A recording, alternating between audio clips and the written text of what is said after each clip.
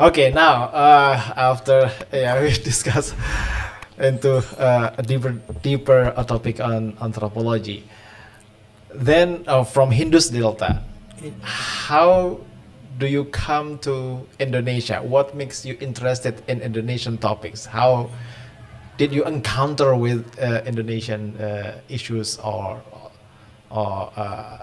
anthropology? I think my interest grew I got Fulbright scholarship in 2007. In 2007. Okay. 2000, and in 2007 in March, I got Fulbright pre-academic training in Arkansas Fayetteville. Oh, okay, in Arkansas. Arkansas Okay. Fayetteville, and over there were a lot of friends from Indonesia, and especially they were from Bush Clinton tsunami relief program. Relief program. The scholarship from Bush Clinton. Yeah, yeah. And During that time. some of them were very interesting and very well read. Mm-hmm. So I got inspired from them. Okay. And and then I learned the little bit like Indonesian, bahasa Indonesia, Bahasa and little Indonesia. bit bahasa Aceh, little bit Aceh, and anthropologists are always amazed to work on other culture.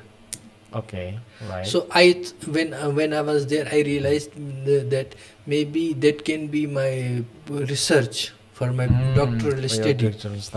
And when I went to UT, University of Texas, Austin, I proposed over there that I will work on the Sufism in Aceh. But somehow when I reached there, because I was very well grounded in Pakistan, especially in Sindh, and I knew the poetry, I know the language, and I knew the resources. I'm son of librarian, so I'm very well versed about archives also. So my professors, they asked me to maybe I should work first on Pakistan and then on Indonesia. So meanwhile, from 2007, I learned Bahasa Indonesia, and there were in University of Texas Austin there is very good collection about the books on Indonesia. They offer Bahasa Indonesia training as well in Austin? No. How do you learn Bahasa Indonesia? Bahasa Indonesia first was from my friends. Okay. From my friends, and then actually I learned from the books. The books, and especially from the poetry of Hamza Fansuri. Because Hamza Fansuri, there was a book, I think, by Atas. He did his PhD. Najib Al-Atas. Najib Al-Atas, his PhD thesis, one of the original copies, and where there is also translation of his poetry. And his language is his Arabic and Persian diction. Yeah. So for me it was very easy to learn. So from 2007 until 2017. 10 years. 10 years. Meanwhile, I was working in Pakistan, but I keep reading books and keep doing things. And then in 2017, I got postdoctoral fellowship from UIN Jogja. Oh, from in Jogja. Yeah. In 2017. 17. Okay. 2017. So in 2017 March, I came to Indonesia. I left America. And then I was postdoctoral fellow and then I worked on Makam Pandanaran. Oh, so you start to be interested in studying about Javanese saint like Sunan Pandanaran when you became postdoc here in Yes. Okay, because I read before about Indonesia general, Aceh, Islam. I had basic understanding. But not much more, not deeper. So when I came in 2000, and that's also very interesting. I came in 2016 to visit my wife. Oh, your wife is Indonesian? Yeah, my wife is Indonesian. Oh, I see. So I came to visit her, and then I asked her, I want to see any shrine. Shrine? Any shrine. Any shrine. Shrine. And then when I was in America, she said she will look for, and then she said they have one friend near their village. Okay. There is a one shrine. So Oh, then we went in 2016 May. May sometime. It was Hal Agung time. Hal Agung. That in Sunan Pandanaran Yes, shrine? Sunan Pandanaran. It I was see. full of the people. And then actually I pray over there. Okay. Somebody told me he is the patron saint of Java. Sunan Pandanaran. Ah, he is the Patron saint of Java. patron Saint saint of Java. of Java. Wali I Songo. see. like, Okay, you know. okay. So I prayed over there. I said Sunan, you should make something for me. So should I come back? Okay. So this is how I got a postdoc after 3 months visiting his. The saints answering your prayer. Yeah, since sort of. yes, he became my Quote wasila. unquote. Yeah, so I visited in May. I visited this, and then I think after like 3 months, somebody sent me this postdoc information, and then in 2016 September or something, I got accepted into postdoc, but I delayed. I said I will come later. Okay. Yeah, that's the story, and then in 2017 March I came and I started research, and now I really like to live, do research, teach in Indonesia other than Pakistan. Yeah, that's the brief explanation, and the most important, my wife is Indonesian from Java, from Klaten. Oh, she is from Klaten. Yeah, she's from Klaten, and my daughter, I have one daughter, she is like a Indonesian and Pakistani citizen. And we have one son. Yeah, so what started from interest, now it become a part of my academic and personal life. Both. You met your wife here in Indonesia, or when during your study in Texas, right? Yeah, when I went to Texas in 2007 in August.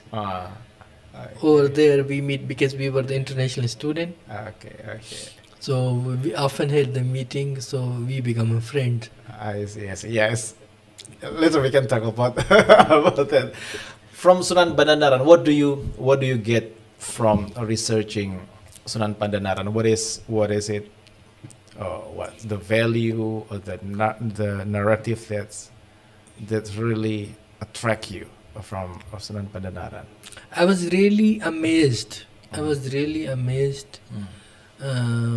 first on the history of Sunan Pandanaran, that like how he have deep roots in Mataram kingdom, and how he, as per the narrative, the Charita or Baba Javi, what we know about the source is that he was like a king or the important person in Damak area, Samarang, and then one of his son become a Muslim, and then he wanted to wage a war, but then like he left everything, and then he basically come to this area, and then later on he converted, and because of his conversion in Java, Islam is spread without any violence. Without any violence. I see. And in Mataram kingdom, he has a special reverence, and his shrine is also built by I think in 15th century onward, 16th century, by Mataram kingdom from Surakarta. Oh, from Surakarta, the shrine. Yeah, okay. Because they were together until like 16th, 17th century, until it became in two parts. Separate, yeah. So, but even when they become two different kingdoms, even they had special reverence even now for the Sunan Pandanaran. Both from the Sultan Yogyakarta and Surakarta. Yeah, because it's their ancestor. So that's the history. But what really fascinates me, that like ordinary people from Java, from Bali, from Sumatra, they come in the bus load. So there are like buses, like a lot of people, they save some money. Yeah. Men, women, and most of these are the poor people. Like, they are not rich. Yeah. Somebody is selling baso, somebody has like small That's right. warung makan. They really put huge effort to do ziyarah to enter the shrine. That's correct. So they come to the shrine, and then they have like one kiai or some main leader. He prays, and after this prayer they follow him. They do tahlilan. They pray the Yasin, Surah Yasin, and then they also like pray after. Collectively it's ended, individually they pray. They also stay in one night. They also stay one night in any panginapan. Oh, there are a lot of panginapans around. Yes, the shrines. in Bayat there are a lot of panginapan. So they live in one of these panginapan. If they are poor, if they cannot afford, some of these people, they stay in the shrine. And basically this is part of like Javanese culture, where you have reverence for the ancestors and godly people. Godly people. So what fascinates me, that first, like this visit of the people, common people, they come, they pray. And second is that I see in like shrine of Sunan Pandanaran in Bayat is also center of local people's visit, not just people coming from the far off areas. Not just people coming from Bali, from Sumatra. Yeah, like local people also. Local also. From Bayat, even from Bayat, from Solo, from Jogjakarta, from Wonosobo, from Gunung Kidul. So in one way, actually, it helped me to understand the everyday Sufism. Everyday Sufism. Everyday Sufism in Java. So that's what makes me fascinated about. I see. Interesting. Okay, we can also talk deeper about Sunan Pandanaran and everyday Sufism, which is pretty interesting topic as well to talk about. But let's skim it first for now, and then from Sunan Pandanaran, you also interested to study about what's so-called Jathilan, right? It's from Sufism, from venerating shrines, everyday Sufism, then into a local culture called Jathilan. How do you get to know about Jathilan and become interested to study further about Jathilan? That's also a very interesting question. That is also has to do with Sunan Pandanaran. So that's like I have never heard about Jathilan. I never knew about Jathilan. It was like in 2017, I think, same again in maybe May, in Halagung, and somebody like at the shrine, some Jorok Kunchi's wife, she gave us like this schedule of the events going to happen. Schedule of the events of 3 days at the shrine and nearby.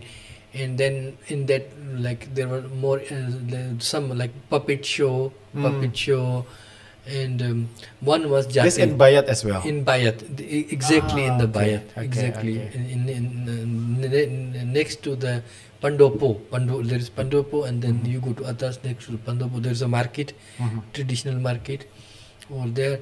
So this is where I saw first time Jathilan in 2017. During the May. I have never seen something like this before. So I think so performance was started at maybe 11 until just before Maghrib. But I was stunned, and performance was very good, with very good rehearsal. And there was performance, and then after that there was a Ryog Ponorogo, and I have never seen something like this in Pakistan before, or in my life. So being an anthropologist, I got fascinated, and then basically, and most important thing was like lot of people were afraid during the event when we were watching the performance, including one of my friend who is from Bayat, who settled me in Bayat when I was doing research. And my wife was with me also. She was also scared during the performance. What is she afraid of? Because in Jathilan, they eat live chicken from the neck. Glasses of They eat glasses, and they become unconscious, and they also like hit each other. And once they are kasurupan, they have get possessed. They possessed, and then they get a very different kind of sense. So for me, first was like how this performance is like was a new, different, or exotic. So, and then how people were like scared, including my wife. So this is where I started, and then of course as an anthropologist I started to read, and I started to do field work, and then I joined local Jathilan groups, and some of my family members, they had a groups, and slowly I learned about like Driok, Ponorogo and Jathilan, but Jathilan more, and then I wrote a paper. I'm sorry. You still have some water there? Yeah, I did research from 2017. Sorry, I started to do research, and then in 2020, after 2020, I started to write, and then actually I finished one entry for the textbook. There is a textbook going to be published, Word Dance from Traditional Perspective. Dance from traditional perspective. Yeah, not from the technique perspective, but traditional culture. So then I finish like one. It's going to be published, I think, this year. I think before August, or not late than August. So then I finish, but I'm also trying to write like another article for like anthropological perspective, critical perspective on Jathilan. So this is how I got engaged with the Jathilan. Interesting. Okay. Later we can talk about these things again, and also another topic. But so far, after your engagement with anthropology and your field work and your publication as well in Indonesian society and Indonesian local culture like Sunan Pandanaran and Jathilan, what is your take about Indonesian society or Indonesia in general so far? After you're from Pakistan, you get educational training in the US, come to Indonesia. What do you see about Indonesian people, Indonesian culture, or Indonesia in general? Yeah, I think first I will talk about academics. Okay. I think my Indonesia is understudied from the social science perspective or humanities perspective, or from the perspective of religion and other things. I think until there was US interest in Indonesia in 1998, there were like huge funding, and there were a lot of academicians coming to Indonesia, and but now that interest is by the foreigner or from the outside world.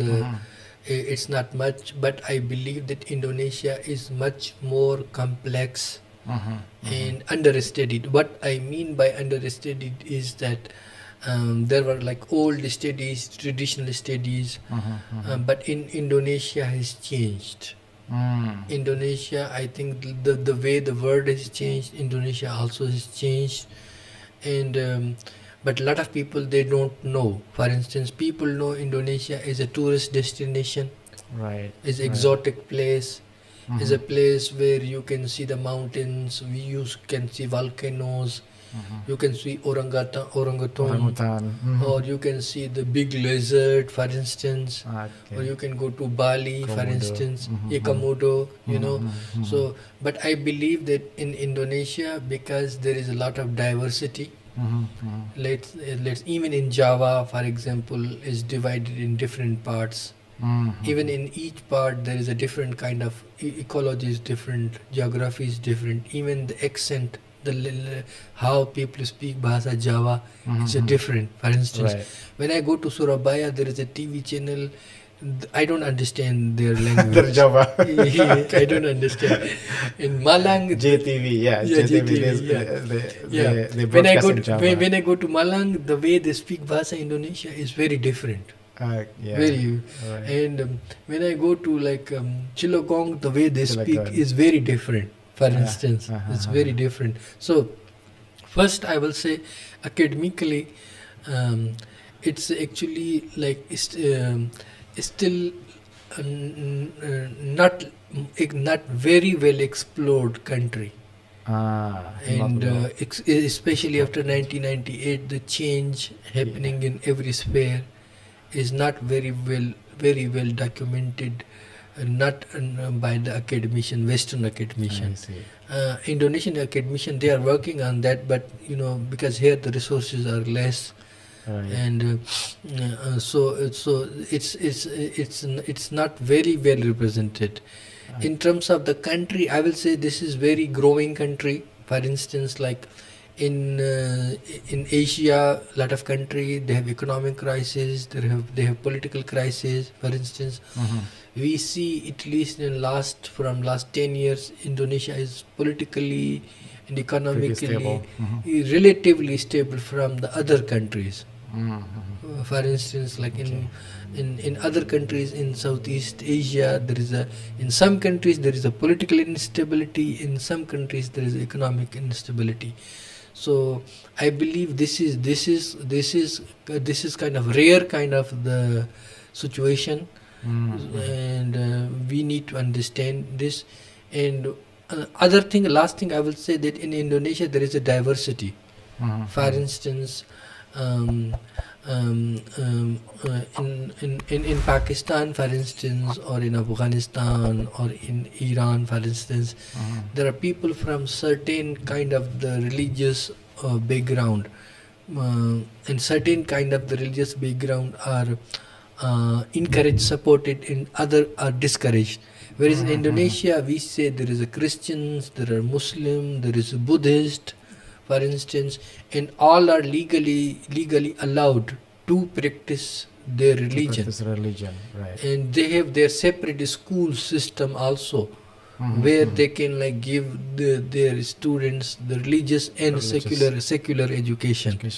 So I believe that Indonesia is very diversified, and again I will say, and I will keep saying, less explored by the academician, and West has lost academic interest. West has more economic interest. Interest in Indonesia. So I think there is a need for the also exploring more exploration in Indonesia. Okay, last thing probably.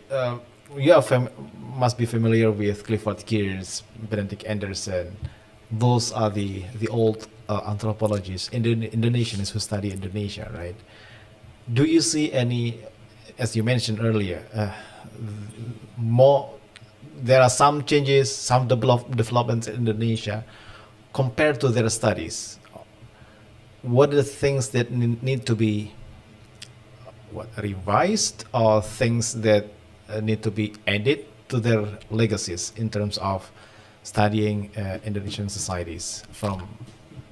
Yeah, I think like Clifford, Geertz, or Benedict Anderson, or Siegel, he studied Aceh, for instance.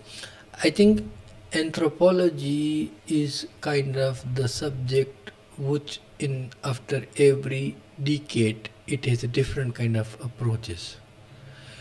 We now study Richard. We read the Geertz in very critical way. A lot of things he said, for instance, we come to know that these things were not totally true, for instance. And in terms of like Benedict Anderson, a lot of people also challenge their scholarship, for instance. So what I believe that they were the scholars of their time. They were the scholars of their time. They have their own legacy. Their own legacy, because they come from particular kind of school of thought, and at their time there was particular kind of the ways in which, for instance, people saw anthropology should be practiced, for instance. Like now we are in a different kind of era. Now we are era in decolonization, for instance. And now there are like a lot of Indonesian students who are also native. Let's say there are people from East Java, for instance, like like Malang is not far from Kadiri, Surabaya is not from Kadiri, for instance. This is where the Clifford Geertz did his research, for instance. Or like even the Seagull who talks about Aceh. There are a lot of like friends from Aceh. They went to do PhD. So to answer your question properly, I will say these are the classical scholars, classical scholars, and a lot of people have criticized them, a lot of people have rectified them, and there are new scholars also. For instance, like they have also very interesting studies from the America, from the Netherlands, from the Australia. So the new scholarship is much more engaging in also dealing with this question of the local people's knowledge. And now people also know the Bahasa Indonesia, for instance, Bahasa Java. Clifford Geertz was not very well versed in Javanese. Also like in Bahasa Indonesia he used, or like Margaret Mead, for instance, like Margaret Mead. So you ask very question, I will say last thing. One of my project is also about the I'm working on, but this is like basic. It will take 2-3 years to come to the fruitful way. Is working on these classical anthropologists, how they try to make this Indonesian studies, Indonesian anthropology of at that time, and how we see or criticize or we need to rectify them now. This is one of the project I'm working, but I'm reading all these things, but it will take 2-3 years to come up with the solid scholarship. All right. Thank you very much. We will discuss about that later, probably if we have enough time, right? Thank you very much. Also, thank you for giving me a chance to. You're very welcome. Come again, because Abdul Haque is still here probably in the next 3 or 4 months, and then we have a lot of time to discuss. If you want to have a conversation with him, consult with him with your papers, everything, come to ME. Yeah. For students especially. Yeah, you are welcome. You are welcome to discuss, and we can also have like conversation sometime about Clifford Geertz books, and like we can discuss like what he said, and then how people criticize or engage with him now. We can also try to understand Aceh through Seagull.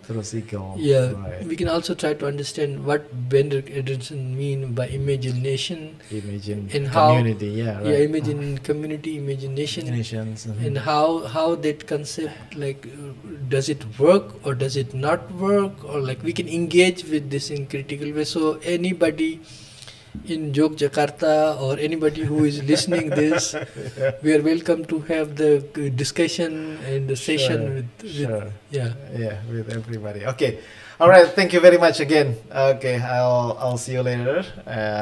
And wonder people, begitu perbincangan kita dengan Pak Abdul Haque Chang ini dari Pakistan. Semoga bermanfaat dan kita ketemu lagi di podcast berikutnya. Assalamualaikum warahmatullahi wabarakatuh.